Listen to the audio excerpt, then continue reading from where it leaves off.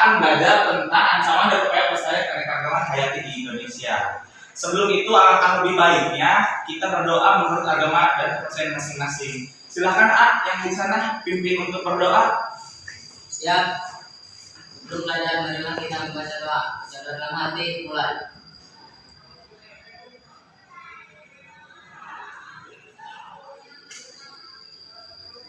Doa selesai. Ucapkan salam. Assalamualaikum warahmatullahi wabarakatuh. Waalaikumsalam warahmatullahi wabarakatuh. Nah, sebelum itu mungkin saya akan mengecek kehadiran. Hari ini hadir semua tidak?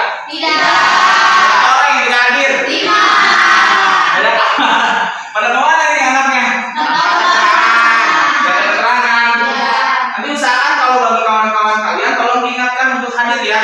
Walaupun kita sedang dalam kondisi pandemi ini, kita harus tetap semangat untuk belajar. Kalian kan waktu itu sudah pernah bilang tuh Pak bosan daring, sekarang saatnya kita luring kan ya? Jadi silakan nikmatilah nih, kalian bisa sosialisasi daripada di rumah jenuh dan lain-lain. Nah, kemarin kita belajar tentang, masih ingat nggak? Kemarin itu kita belajar tentang apa coba? Persebaran flora fauna di Indonesia. Kita punya apa di daerah kita, hewan yang paling terkenal? Badak cula 1. Terus misalnya dulu, misalnya di Bali ada jalak Bali ya. Komodo kita punya. Nah, Indonesia itu kaya. Ada kasuari, ada cendrawasih, ada anoa, ada tapir, ada harimau. Kita punya hampir semua jenis hewannya.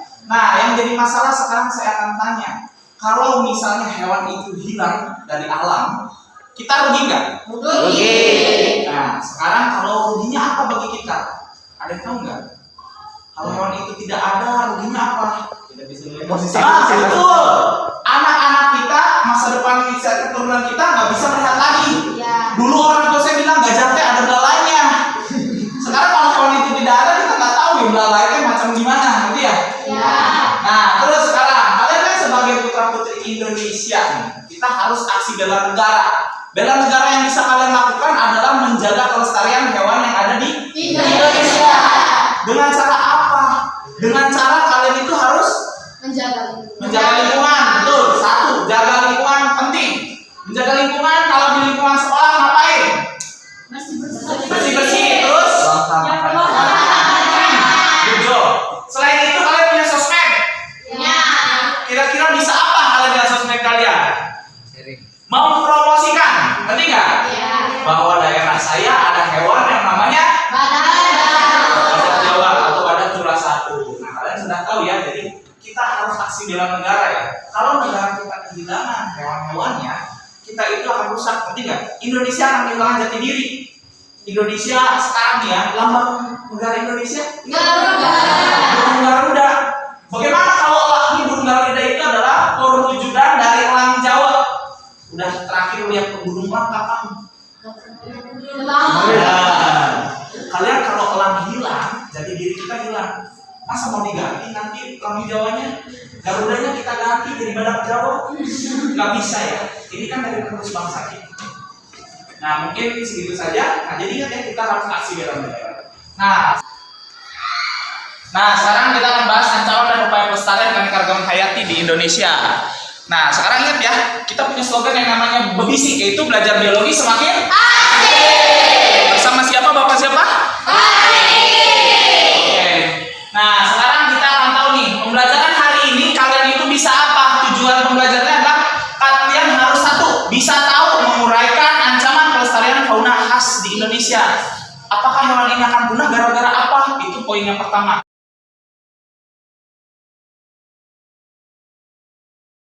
Oke, sebelum kegiatan kita berlanjut, marilah kita simak video berikut ya. Di sini ada video tentang hewan khas Indonesia, terutama wilayah kita ya, Pulau Jawa nih, daerah ujung barat Pulau Jawa. Kita simak terlebih dahulu.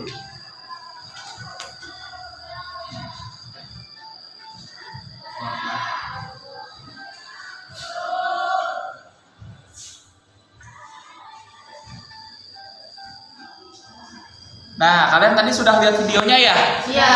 Sekarang saya mau nanya, jumlah badak Jawa banyak nggak? Banyak. Ayo, dari videonya banyak apa sedikit? Ada berapa tadi katanya? 100 apa kurang?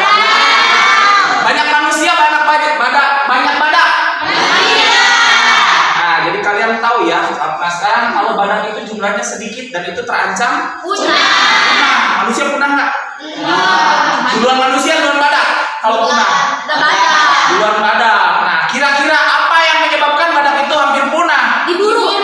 Satu, dari video tadi kita tahu diburu oleh siapa?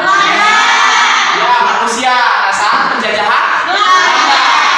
Nah, kalian tahu tuh salah satu faktornya adalah perburuan. Kira-kira ada lagi nggak yang menyebabkan badak itu kenapa jumlahnya sedikit? Ayo, di lingkungan. Lingkungannya udah asli lagi. Lingkungannya sudah tidak asli lagi. Yang lagi, angkat tangan. Lama ini tuh juga. Tidak berkembang biak. Nah, pinter. Berkembang biaknya gimana? Lama apa cepat?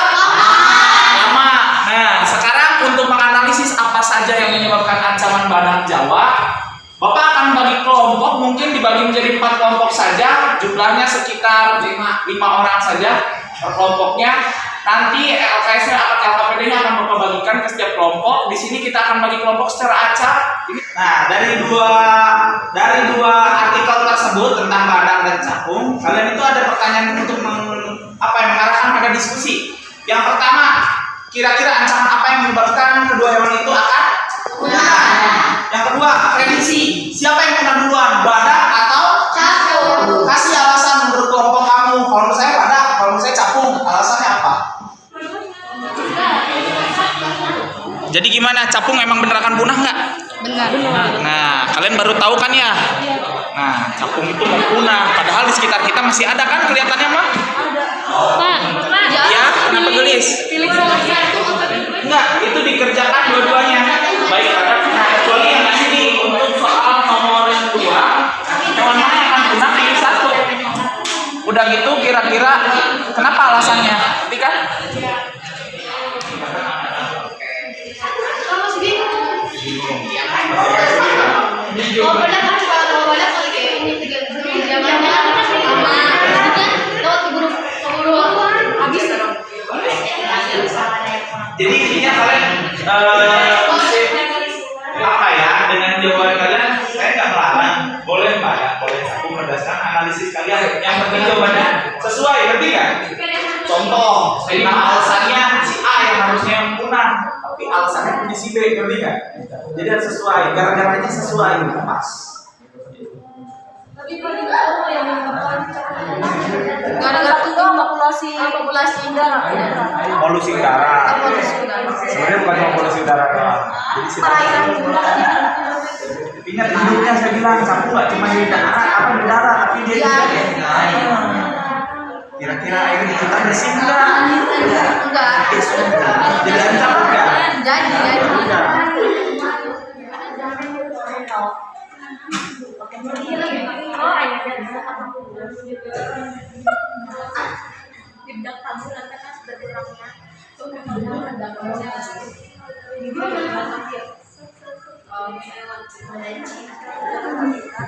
Jangan lupa itu dibikin kesimpulan. Nanti ketika presentasi, setiap kelompoknya akan berbicara bahwa menurut saya hewan yang akan punah itu yang mana dan kasih alasan dan bagaimana cara menanggulanginya. Paham?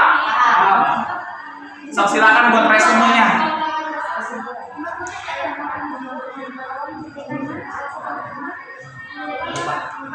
Assalamualaikum warahmatullahi wabarakatuh. Waalaikumsalam warahmatullahi wabarakatuh.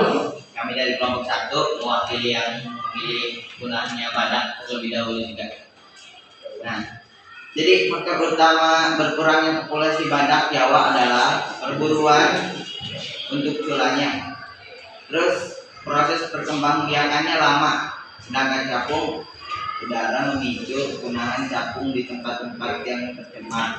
Memang cukup meresahkan bahkan mengkhawatirkan. Berkurangnya hutan, penggunaan pestisida, perubahan iklim itu beberapa penyebab berkurangnya. Waalaikumsalam. Mohon izin mempresentasikan hasil kerja kelompok kami dari kelompok 2. Alasan kami memilih capung sebagai hewan yang akan punah paling pertama daripada badak karena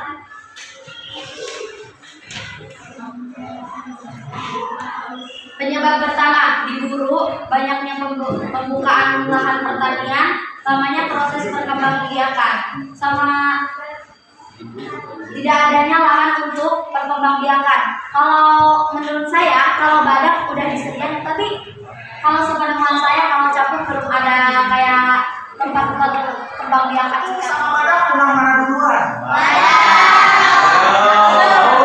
Yang rusak lingkungannya sama manusia punya badak apa punya capung? Punya capung. Berarti yang akan punah terlebih dahulu adalah capung. Akhirnya kita kotorin, karena kita kotorin. Badak Jawa mah di ujung kulon, saya nggak di ujung kulon, ngerti nggak? Dia masih aman, jadi nggak ada masalah.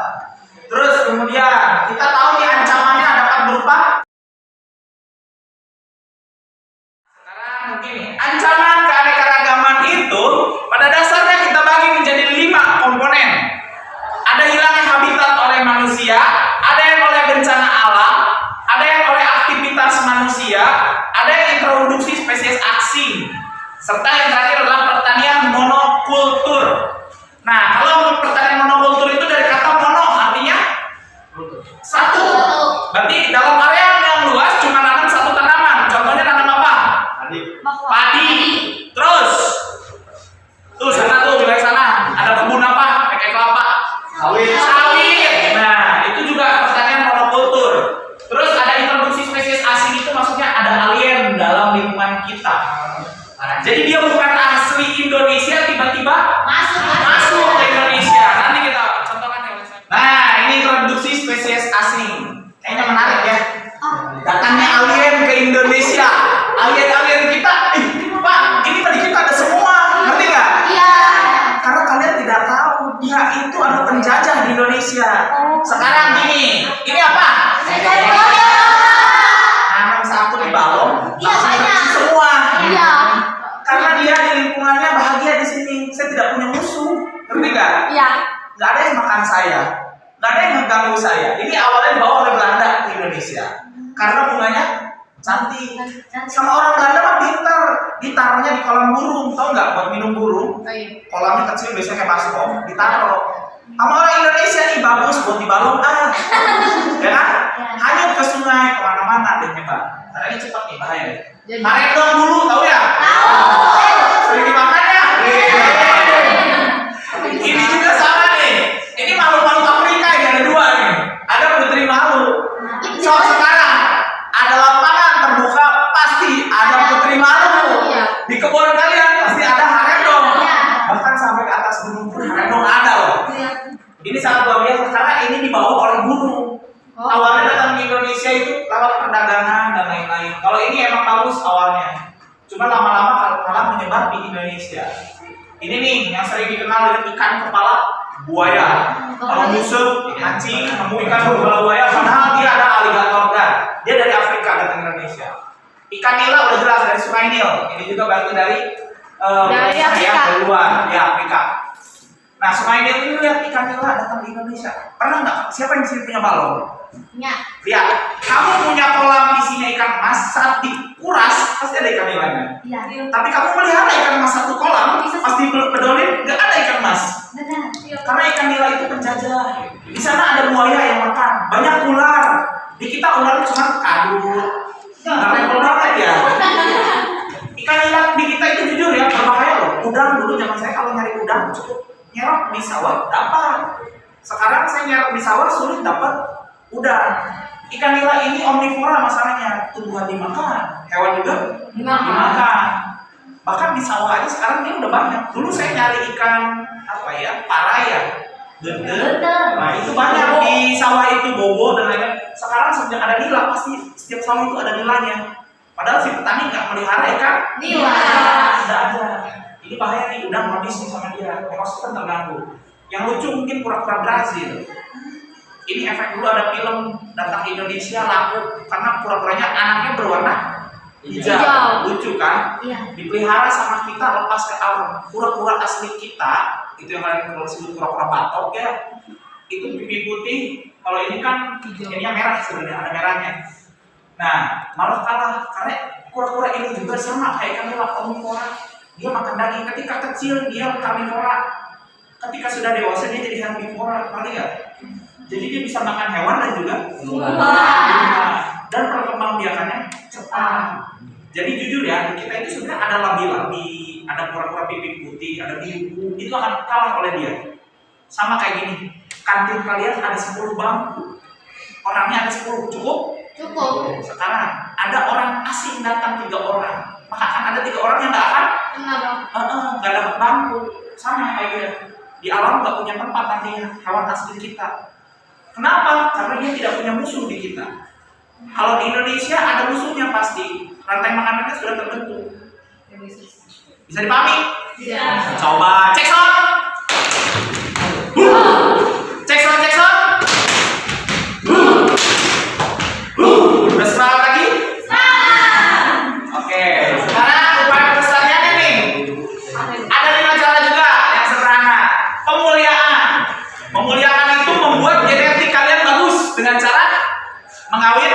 Silakan, itu bisa tuh. Terus pemanfaatan dengan bijak, pakai secukupnya saja. Keramas 1 botol ke rambut, bagus nggak? Enggak, pakai secukupnya saja. Nyuci deterjennya sekarung langsung, nggak bisa juga. Kita pakai secukupnya saja. Mandi, ini 1 toren habis, ngerti nggak? Itu tidak baik. Ada reboisasi, penangkaran tahu ya? Dibudidayakan. Dan perlindungan. Nih contoh pemuliaan. Disilamkan. Apel besar asam, yang kecilnya merah. Disilamkan. Tapi merah kecil, merah tapi manis, ngerti nggak? Ini besar ceritanya asam, dikawinkan jadi besar, merah dan juga manis. Bisa. Ada juga bikin genetik supaya tidak punya biji. Ada juga kita merubah warnanya jeruknya menjadi lebih menarik, ngerti ya? Dan lain-lain gitu. Jadi intinya memuliakan genetik di alam. Dulu semangka itu warnanya putih kekuningan. Sekarang warnanya merah. Bahkan sekarang ada yang warnanya kuning ya.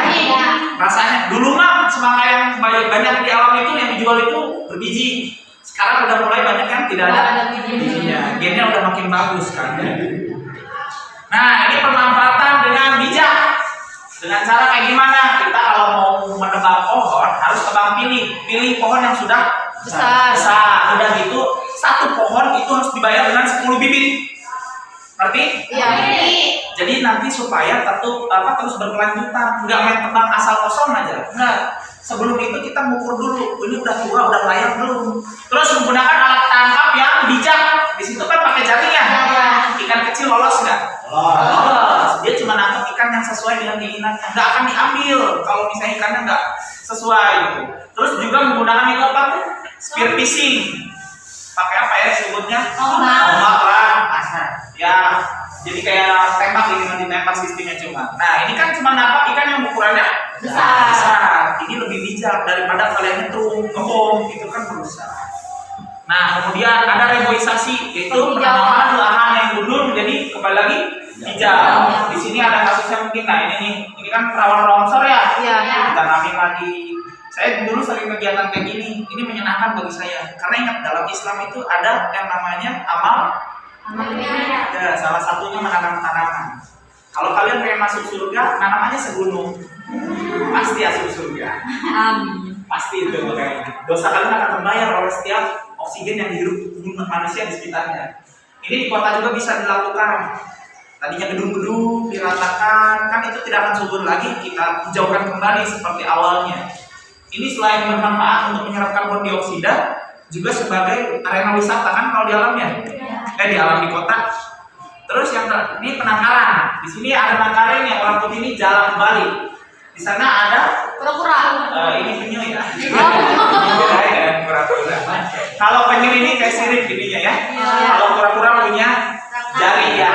Yang ini bawa itu apa ayam gitu. Ini burung maleo. Ini asli Sulawesi. Kemarin kalau yang materi kemarin masih kan ada maleo ya. Dari Sulawesi. Nah ini ditangkarkan. Ini lucu nih, dia kalau bertelur, telurnya ditaruh di dalam pasir. Jadi ini di alam biar nggak musnah. Nah, kalau perlindungan alam di daerah sana ada Taman Nasional Komodo, di kita ada Taman Nasional Ujung. Hewan yang dilindunginya itu kalau di kita adalah badak Jawa. Kalau ini udah jelas hewan yang dilindunginya adalah komodo.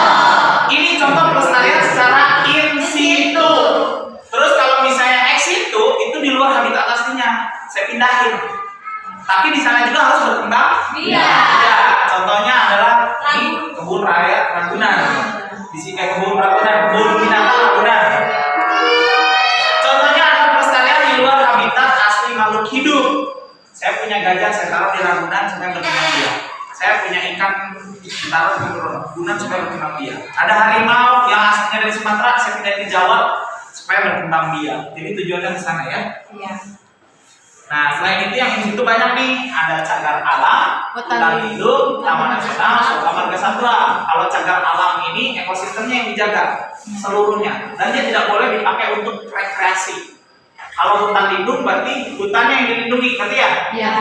Nah, ini kemanfaatannya dijaga nih. Kemudian kalau taman nasional biasanya dia tujuannya bisa buat penelitian dan juga melakukan wisata, ngerti nggak? Iya. Kayak ini saya boleh kan? Ke Panaitan, Pulau Pecang, boleh kan ya? Jadi kalian tahu, kalau suaka marga satwa ada jelas namanya satwa, berarti yang dilindungi adalah hewannya, satwanya. Nih, yang X itu ada lagi, contohnya yang di Jogja ada Gembira Lauka nih. Ini hewannya banyak nih. Kalau untuk melindungi tanaman biasanya di kebun raya. Di sini contohnya kebun raya Bogor. Ini melindungi tanaman-tanaman mulai sampai Artesia arnoldi dan bunga sakura itu ada di sini. Kalau kalian mau ke kebun raya, saran saya di bulan Agustus. Setahu saya sakuranya lagi mekar. Kalau yang mau jalan-jalan tuh ya harus punya timingnya. Karena nggak setiap saat bunga sakura. Nah, bunga sakura dari mana? Di Palembang. Nah, tapi dibudidayakan di kita juga. Karena punya nilai estetik. Yang penting jangan disebar ke alam, ngerti nggak? Iya. Takutnya nanti kayak Putri Malu. ngeselin kan ya? Iya. Nah, kita tahu nih ancamannya dapat berupa Tembak. perburuan. Tadi terus apa lagi? Pencemaran. Berarti aktivitas manusia. Putri malu itu contohnya apa? Penjajahan. Introduksi spesies Luas. dari luar datang ke Indonesia. Tadi contohnya ada? Oke, cukup ya. Sekarang bagaimana cara menjaga lingkungan? Menjaga keanekaragaman itu dengan cara apa? Dengan salah satunya pelestarian secara ex situ. Terus ada lagi tadi in situ. Terus dikawinkan itu apa? Pemuliaan. Bisa tuh dimuliakan. Reboisasi. Nah, untuk pertemuan selanjutnya kita akan belajar tentang klasifikasi makhluk hidup. Kalian silakan dipelajari. Nah, sebelum itu kita tadi sudah menyimpulkan kegiatan pembelajarannya. Silakan dikeluarkan handphonenya, pegang handphonenya semuanya. Kalian kerjakan link Google Drive, link Google Form sudah ada untuk ujian. Silakan kalian ujian di grup WhatsApp-nya sudah saya masukkan. Silakan kalian klik dan dikerjakan. Dimulai dari sekarang.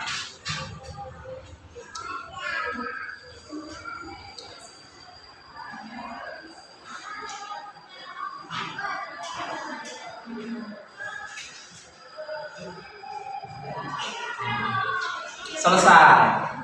Kartu kita ucapkan alhamdulillah. Silakan dipimpin doa oleh pemimpin kelasnya. Siap. Sebelum mengakhiri pelajaran, kalian tidak berdoa dalam hati masing-masing. Doa mulai.